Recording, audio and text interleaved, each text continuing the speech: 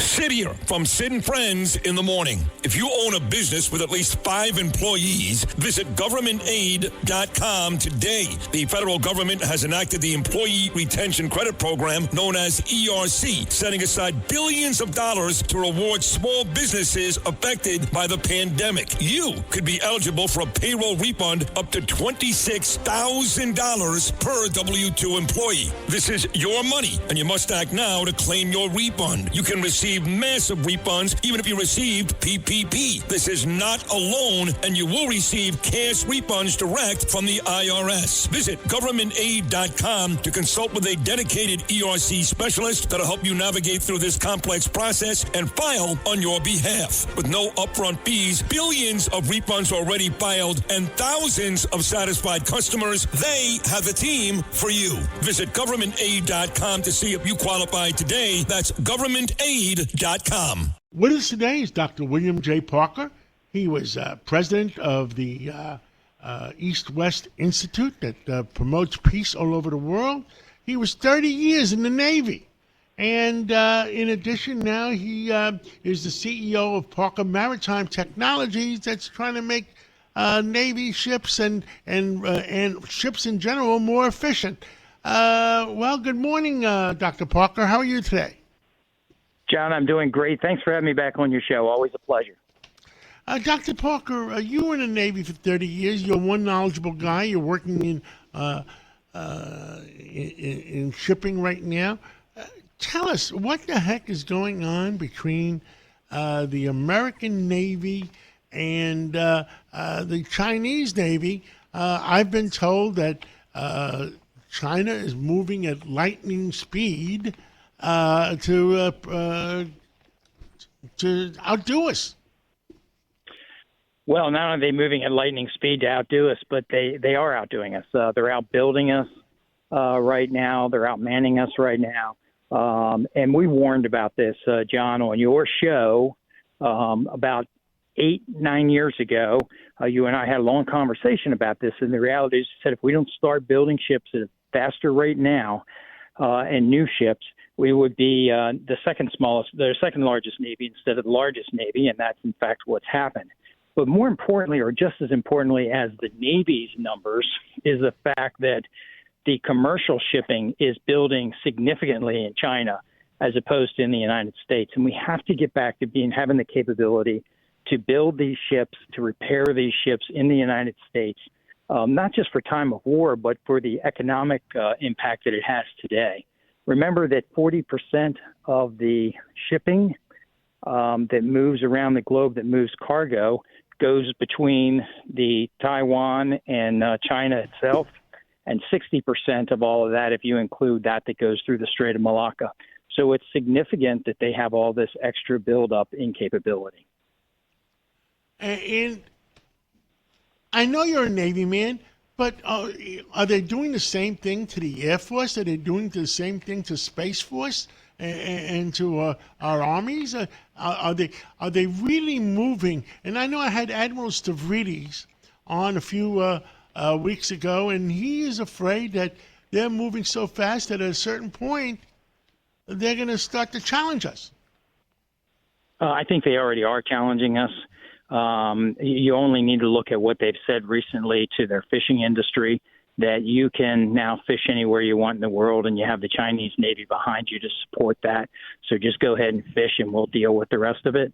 They are moving extremely fast, and they're being smart about it. For instance, when they build all their commercial cargo ships, they have to. These are the commercial civilian ships. They have to meet military standards. So in time of war, they can move tanks off of them. They can move ammunitions, explosives, et cetera. So they're building their entire country around going to war if they need to. And we're not doing that. So I think they've been smart about it for a long time. And we need to now play catch up. And we need to start cranking out numbers. But you're right. It's not just the Navy. It's also the Air Force, the Army, et cetera. I look at the Navy because 90% by volume, 85% by value of all the world's goods move by ship. And so we've got to get going with our technology in general and our capability to build. Understood. Let's talk about the world. There's been so many hotspots in the world.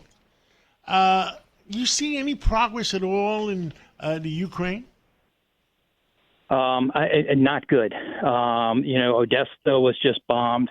You lost about 40,000 tons of grain. That's a significant impact to not just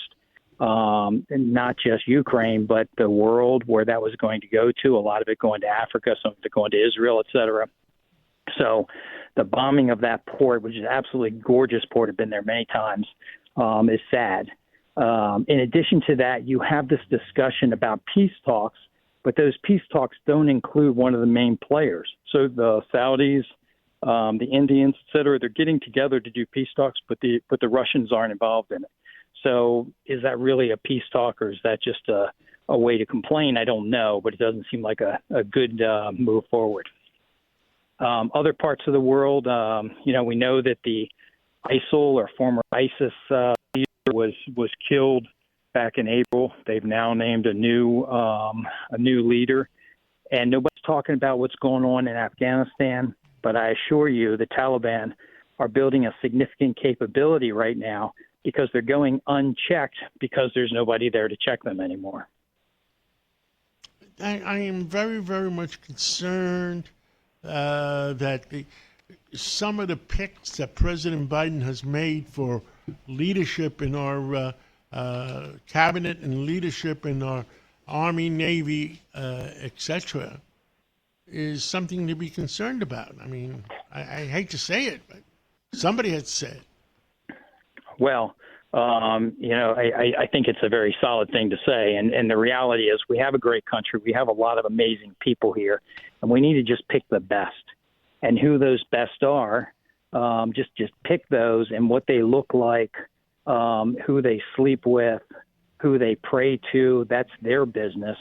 As long as we're picking the very best people and not trying to balance it in some other way. So I think that we need to go back to focusing on the common sense approach to leadership, which is find the best people, find the most ethical, moral, capable people that are true patriots, and put them in these positions, and things will change pretty quickly.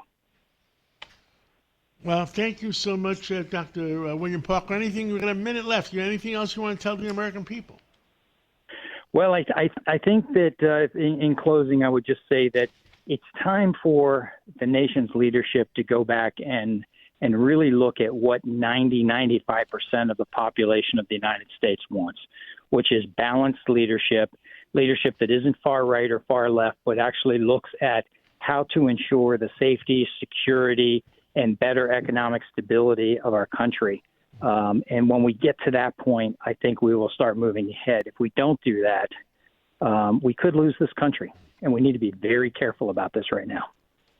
It happened to Venezuela, and I'm worried about our country. Thank you so much. Me too. Thank you so much, Dr. William Parker, and keep fighting, and we're fighting for our kids and our grandkids. That's what we're fighting for right now. Absolutely.